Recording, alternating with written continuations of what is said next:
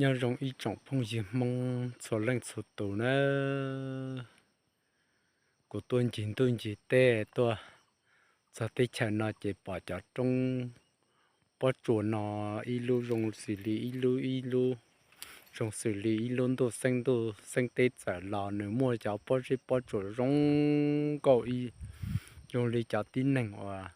sa tỏ là nhau tua sa tỏ nó là nhau tua họ cho tiền nó là nữ sợ ít xăng là rung gâu chắp lại đó chị cũng qua của Thái là cho bê tàu sai là gì là chơi là nhiều xí nữa